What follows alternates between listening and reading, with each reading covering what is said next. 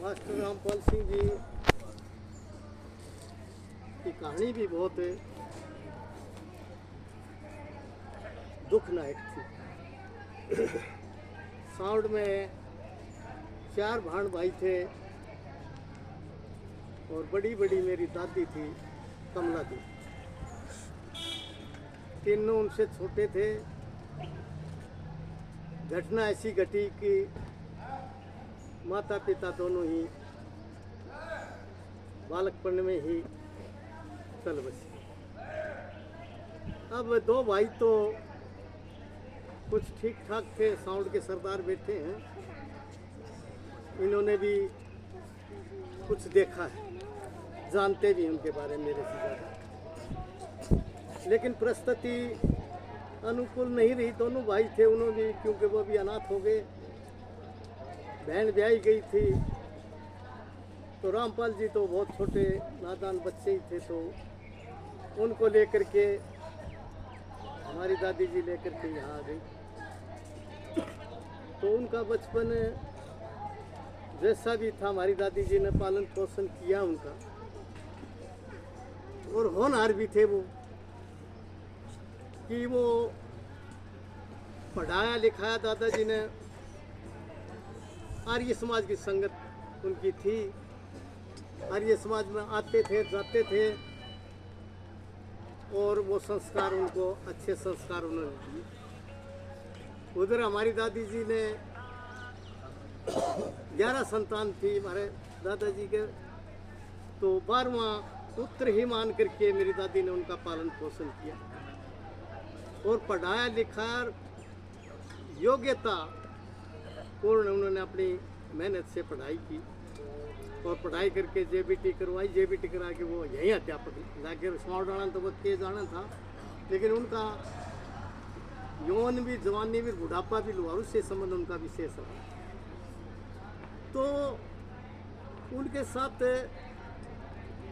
जो प्रतिकूल थी वो अनुकूल तो बहन के सारे ही उनका हुआ, और बहन का सहारा हुआ तो बहन की सहारे से ही वो अपनी ऑनेस्टी से, मेहनत से वो कामयाब हुए, और अध्यापक भी वो यहीं लग गए ठाकुर साहब की वजह से, और वो यहाँ रहे।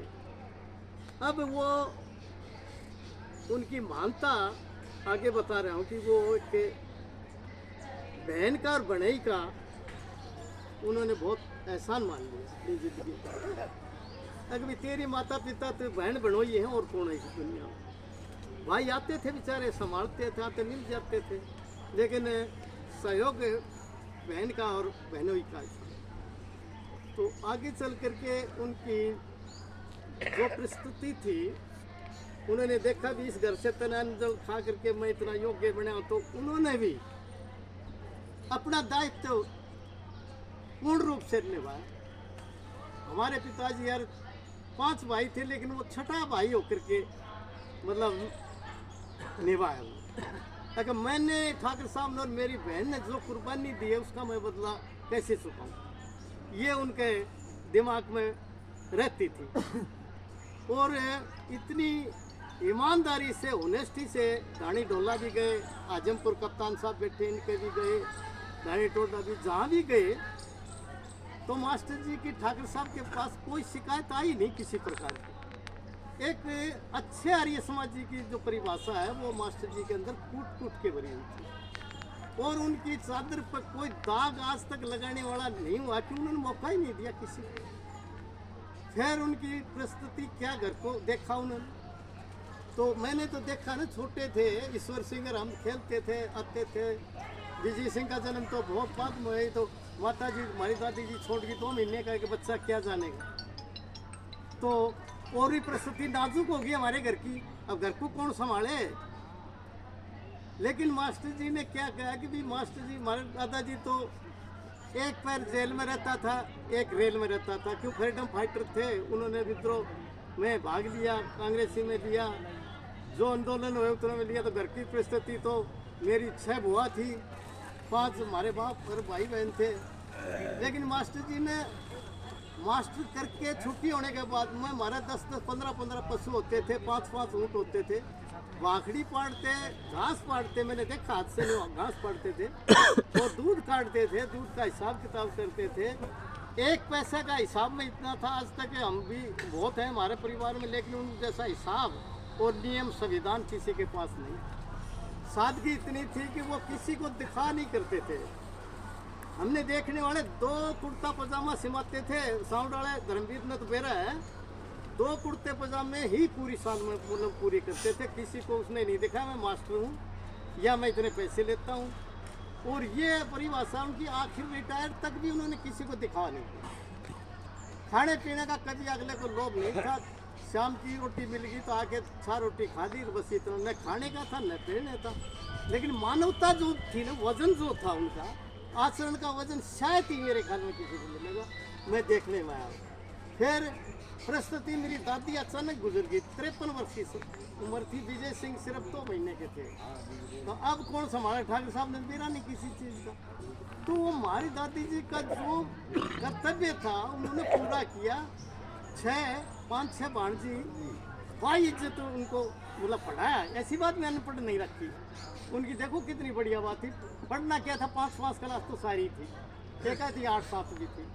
तो इस प्रकार से भाई बहन भांजे भी गए और बहुत ईमानदारी से हमारा साथ दिया। आखिर तक मृत्यु पर्यंत तक भी हमें छठे भाई का जो ठाकर साहब भगवंत सिंह का था वो अपनी बलिदानी चुकाते रहे।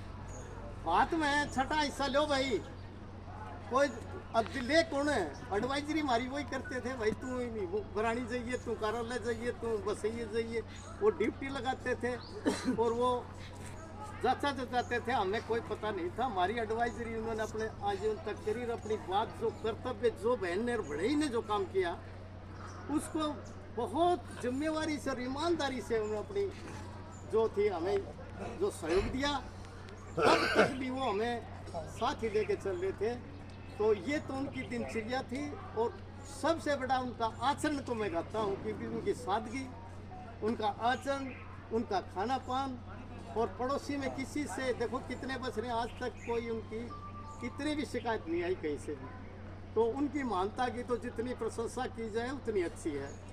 आगे आप लोगों ने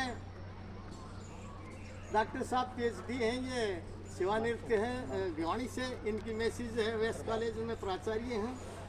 छोटे हैं ये वकील साहब हैं और इनके भी वो देवसर पहने ही है, जाए हुए हैं।